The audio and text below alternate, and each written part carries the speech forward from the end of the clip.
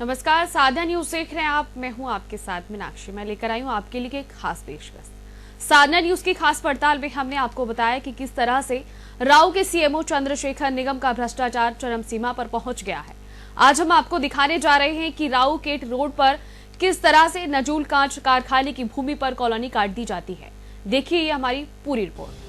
जी हाँ, हम बात कर रहे हैं राऊ सर्वे क्रमांक 466 भूमि की। यह भूमि पूर्व में कांच कारखाना नजूल के नाम से दर्ज थी, लेकिन 9 मई 2024 को इस भूमि को श्री विनायक लैंडस्केप डेवलपर्स कृतज्ञ शुक्ला के नाम से दर्ज कर दी गई। और यही नहीं, बिना किसी विकास अनुमति के इस भूमि पर सीएमओ चंद्रशेखर निगम की सांठगांठ से कॉलोनी डेवलप की जा रही है। इस संदर्भ में सीएमओ चंद्रशेखर निगम का क्या कहना है, आइए हम आपको बताते हैं। 2022 के बाद मैं तो अभी 23 में आया हूँ मैडम। 23 में तो कोई कॉलोनी नहीं कटी है। अब उसके पहले क्या हुआ तो मैं कैसे बता पाऊंगा। ऐसा नहीं है मैडम, जो कॉलोनी अगर अभी जब से मैं आई हूँ एक भी कॉलोनी नहीं कटी, अगर कटेगी तो हम उस पर कार्रवाई करेंगे। अगर कृषि में अगर कॉलोनी कटती है तो ये पटवारी को भी पटवारी से रिपोर्ट जाती है। कृषि की जमीन में अगर कटती है तो पटवारी और आरआई तहसीलदार की रिपोर्ट जाती है। इसके बाद नगर पालिका में आती है। नगर पालिका से जो अमला मांगा जाता है तोड़ने के लिए हम उपलब्ध करा देते हैं। हम स्वयं जाते हैं तोड़ने के लिए। एक तरफ सीएमओ महोदय यह कह रहे हैं कि इस संदर्भ में हमने लेटर जारी कर दिया है, और दूसरी तरफ उनके द्वारा यह कहा जाता है कि इसके जिम्मेदार पटवारी और तहसीलदार हैं। नगर परिषद राऊ का इससे कोई लेना देना नहीं है। जब साधना न्यूज की टीम मौके पर जानकारी लेने पहुंची तो वहां पर निर्माण करवा रहे व्यक्ति ने टीम के साथ बदतमीजी की। और जरा आप भी सुनिए कि उस व्यक्ति ने साधना न्यूज की टीम से क्या कहा।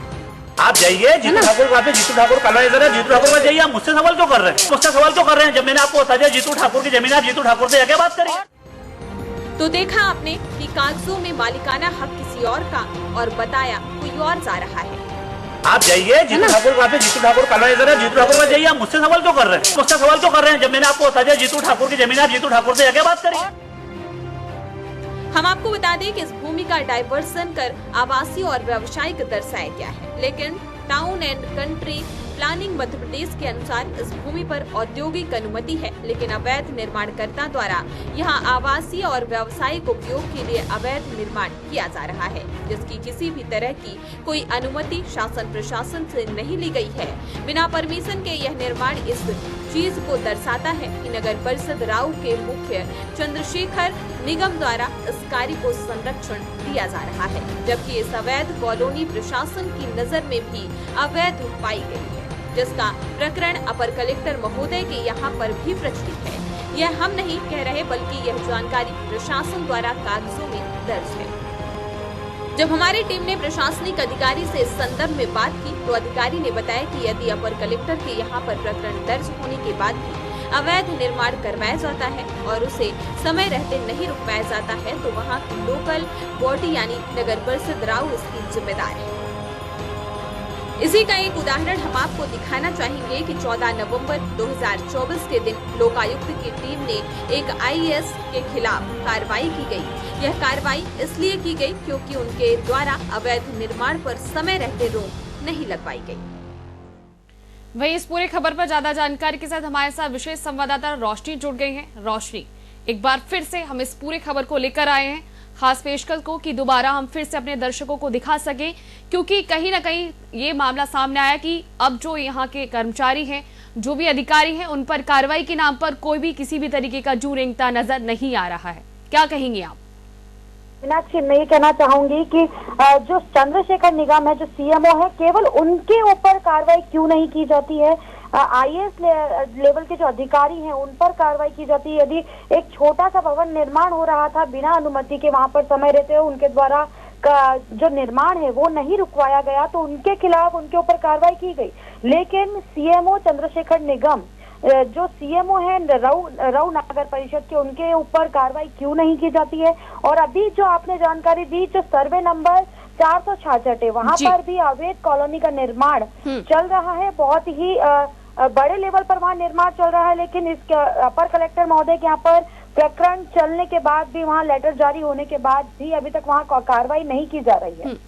लेकिन आपने जैसे जिक्र किया कि जो सीएमओ है उनके ऊपर कार्रवाई नहीं की जाती है, तो क्या लगता है कि उनके ऊपर किसी भी तरीके का राजनीतिक संरक्षण है जिसके चलते वो कार्रवाई नहीं कर रहे हैं, या फिर कोई और वजह सामने आ सकती है? आपको क्या लगता है? मीनाक्षी, इससे ये कहा जा सकता है कि या तो कोई बड़े अधिकारी का उनको संरक्षण प्राप्त है, या कोई ना कोई जो है राजनेता का उनको संरक्षण प्राप्त है। इसीलिए इस तरह से बेखौफ होकर इतने बड़े लेवल का जो भ्रष्टाचार सीएमओ द्वारा किया जा रहा है, ये इससे ये दर्शाता है कि कहीं ना कहीं जो है उनको संरक्षण प्राप्त है इस चीज में। लेकिन जब सीएमओ से जुड़ने की कोशिश की गई, जब उनसे बात करने की कोशिश की गई हमारी टीम के द्वारा, तो हमने देखा और उनको सुना कि वो किस तरीके से कह रहे थे कि ये सारे काम जो है वो 2022 के हुए हैं, मेरी ज्वाइनिंग 2023 पर हुई है और मेरे समय में ये किसी भी तरीके की कोई अवैध कॉलोनी नहीं काटी गई है। तो उनका ये जो बयान है वो क्या, किस तरीके से क्या निर्देशित कर रहा है और क्या बताने की कोशिश कर रहा है, या वो खुद को ईमानदार बताने की कोशिश कर रहा है? जी मीनाक्षी, मैं आपको बताना चाहूंगी कि जिस तरह से उन्होंने ये बताया कि 2022 के पूर्व की जो है ये कॉलोनियां हैं, लेकिन इनके कार्यकाल में ही कई ऐसी कॉलोनियां हैं जो अभी अवैध है और उसको भवन निर्माण की अनुमति प्रदान की जाती है। तो इससे ये स्पष्ट होता है कि सीधे से सीएमओ जो है अपने आप को बचाते हुए यहाँ नजर आते हैं, क्योंकि ये जो हमने जानकारी दी सर्वे नंबर 466 की, ये जो भवन निर्माण, तो ये तो अभी हाल ही में भवन निर्माण की जो है अनुमति दी गई है और इसका निर्माण अभी भी चल रहा है वहाँ पर। जी, जब हमने इनके दस्तावेजों को देखा और खंगाला तो देखा कि उसमें मालिकाना हक किसी और का है और जो भवन निर्माण किया जा रहा है वो किसी और के लिए किया जा रहा है। टीम वहां पर पहुंचती है, उनसे जानकारी लेने की कोशिश करती है तो उनको धमकाया जाता है कि आप हमसे सवाल क्यों कर रहे हैं, आप जाके किसी और से सवाल कीजिए, जो बनवा रहे हैं आप उनसे सवाल कीजिए, और एक स्पेसिफिक नाम दिया जाता है और धमकाया जाता है, साथ ही साथ पूरी टीम के साथ दुर्व्यवहार भी किया जाता है। इसको लेकर क्या कहेंगे आप? जी मीनाक्षी, मैं बताना चाहूंगी कि जो यहाँ पर जो खसरा प्रारूप जो हम देख रहे हैं, खसरा प्रारूप में जो है कृतज्ञ शुक्ला नाम से ये दर्ज है, लेकिन जब हम वहाँ जाते हैं तो वहाँ पर ये कहा जाता है कि जीतू ठाकुर की जमीन है। तो मैं बस ये हम ये जानना चाहेंगे कि हमारे चैनल के माध्यम से कि पहली बात तो ये कि सरकारी जो है टीएनसी के आधार पर वहाँ पर जो है औद्योगिक परमिशन दी गई है, और हम जब खसरा प्रारूप देखते हैं उसमें आवासीय और जो हम देखते हैं व्यवसायिक का उपयोग किया जा रहा है, उसके लिए वहाँ पर निर्माण करवाया जा रहा है। तो मेरा ये कहना है कि जब यहाँ पर पेपर में नाम किसी और का दर्ज किया गया है और वहाँ मौके पे जब जाते हैं तो वहाँ पर किसी और का ही नाम बताया जाता है कि जीतू ठाकुर की जमीन है, इससे ये स्पष्ट होता है कि कहीं ना कहीं ये जो कार्य है किसी और व्यक्ति द्वारा कराया जा रहा है, कोई राजनीतिक व्यक्ति द्वारा जो है इस जो कॉलोनी का निर्माण है वो करवाया जा रहा है और पेपर में कोई और व्यक्ति को दर्शाया गया है। जी, जिस तरीके से प्रकरण को अगर हम समझा जाए तो उसमें डायवर्सन का मामला निकलकर सामने आया, और एक सबसे महत्वपूर्ण बात की टाउन एंड कंट्री प्लान के अधीन जो है वो वहां पर कंस्ट्रक्शन होना था, और अब नतीजतन कुछ ये चीजें निकल कर आ रही है कि वहां पर हो कुछ और रहा है, मालिकाना हक किसी और का, निर्माण कोई और करा रहा है। जी मैं मीनाक्षी, एक चीज और मैं आपसे बताना चाहूंगी कि यहाँ पर अभी भी हाल ही में यदि हम खसरा की जो प्रारूप है उसमें देखें तो वहाँ पर स्पष्ट रूप से ये मेंशन किया गया है कि नजुल कांच कारखाने की जमीन है जहाँ पर अवैध कॉलोनी का निर्माण किया जा रहा है, और उसके ठीक नीचे हम देखेंगे तो वहाँ पर ये भी लिखा जाता है कि इस भूमि पर अवैध कॉलोनी के संबंध में श्रीमान अपर कलेक्टर महोदय इंदौर के न्यायालय में प्रकरण दर्ज है। तो यदि प्रकरण दर्ज है तो यहाँ पर जो लोकल बॉडी होती है जैसे कि नगर परिषद है, वहाँ पर उनका कार्य रहता है कि सबसे पहले जाकर वहाँ जो निर्माण कार्य है उसको रुकवाया जाए।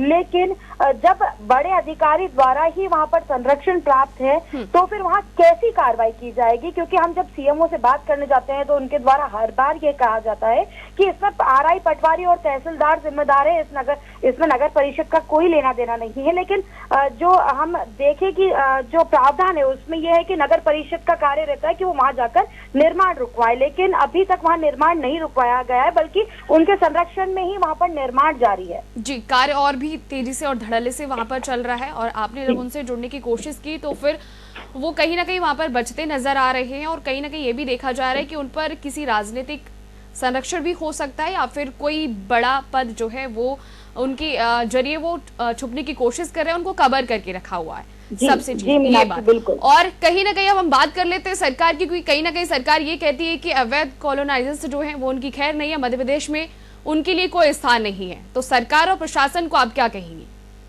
जी मीनाक्षी, मैं बस इतना कहना चाहूंगी सरकार प्रशासन को कि जहां जब तक, पहली बात तो यह है कि जब तक जो है प्रदेश सरकार तक इस मामले को नहीं पहुंचाया जाता तब तक मुझे ये नहीं लगता कि जो है हमारे यहाँ पर जिला लेवल पर कोई भी अधिकारी द्वारा उनके खिलाफ कार्रवाई की जाएगी, क्योंकि कहीं ना कहीं ये इससे स्पष्ट रूप से नजर आता है कि कहीं ना कहीं जो जिला लेवल के अधिकारी हैं उनका संरक्षण जो है सीएमओ को प्राप्त है। तो ऐसे में यदि प्रशासन, जो प्रदेश सरकार है, वहां तक इस मामले को नहीं पहुंचाया जाएगा तो इसी तरह से सीएमओ बेझिझक जो भ्रष्टाचार है वो अपना करते रहेंगे।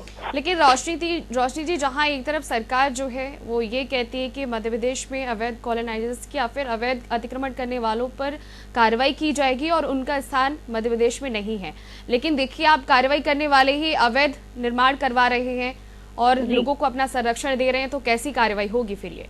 जी मीनाक्षी, मैं बिल्कुल बताना चाहूंगी कि जो मोहन सरकार है उसमें उनके द्वारा ये बिल्कुल स्पष्ट रूप से कहा गया है कि केवल प्रशासनिक, केवल पुलिस अधिकारी या पर्टिकुलर कॉलोनाइजर नहीं, लेकिन जो प्रशासनिक अधिकारी हैं, नगर निगम के अधिकारी है, सबके खिलाफ कार्रवाई की जाए। यदि इस तरह की जो अवैध कॉलोनियां हैं उसके काटने में संरक्षण दिया जाता है या समय रहते कार्रवाई नहीं की जाती है तो प्रशासनिक अधिकारी से लेकर नगर निगम के अधिकारियों तक पर कार्रवाई की जानी है।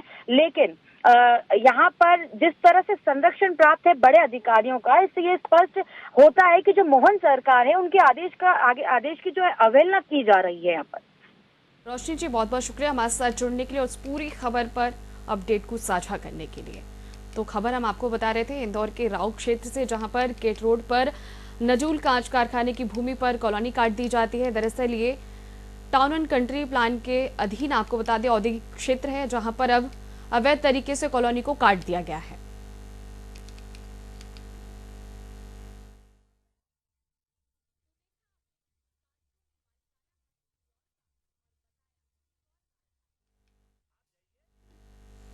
तो ये मामला हम आपको बता रहे थे इंदौर से, जहां पर इंदौर के राउ क्षेत्र में सीएमओ के संरक्षण में, आपको बता दें, निगम का भ्रष्टाचार चरम पर देखा जा रहा है, सीमा पार हो चुका है भ्रष्टाचार। यहाँ पर अवैध तरीके से कॉलोनी काटी जा रही है। दरअसल ये टाउन एंड कंट्री प्लान के अधीनस्थ ये एरिया आता है, आपको बता दें औद्योगिक क्षेत्र है, लेकिन वहां पर अवैध तरीके से भूमि पर कॉलोनी काट दी जाती है। जब वहां पर सीएमओ से जुड़ने की कोशिश की जाती है तो वो तमाम तरीके की दलीलें देते हैं और अपनी अपनी बातें रखते हैं और कहीं ना कहीं वो पूरी तरीके से बचने की कोशिश करते हैं। साथ ही साथ पूरा प्रशासन वहां पर अपनी मिलीभगत करता नजर आ रहा है।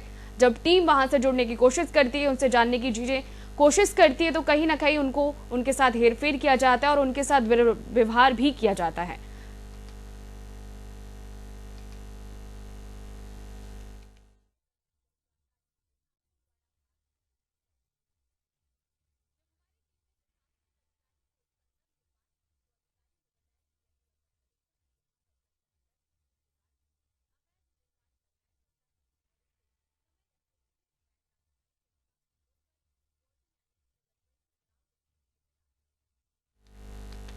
तो एक बार फिर से अपना पुनः सीएमओ जी से जुड़ने की कोशिश की। नाम है उनका चंद्रशेखर, और उन्होंने फिर से फोन उठाना शायद मुनासिब नहीं समझा है, क्योंकि कहीं ना कहीं उनको फिर से हमारे सवालों का जवाब देना होगा और उन्होंने बचने की पूरी तरीके से यहाँ पर कोशिश की है। इसीलिए उन्होंने अपना फोन कॉल उठाना मुनासिब नहीं समझा है, ताकि उन्हें किसी भी तरीके के सवाल का जवाब देना ना पड़े, क्योंकि कहीं ना कहीं उनके जो जवाब होंगे वो उनको घेरते नजर आएंगे और वो कहीं ना कहीं अपने ही जवाबों में घिर जाएंगे, जिसके चलते वो फोन नहीं उठा रहे हैं और हमारी टीम लगातार उनसे जुड़ने की कोशिश कर रही है, वो फिर भी फोन उठाना मुनासिब नहीं समझ रहे हैं। पिछले समय की अगर मैं बात करूं तो उस टाइम में भी उनसे जुड़ने की कोशिश की गई थी, तो उन्होंने मीटिंग में होना बताया था और इस तरीके की दलीलें दी थी कि मैं इस समय बैठक में हूं और बाद में बात करता हूं।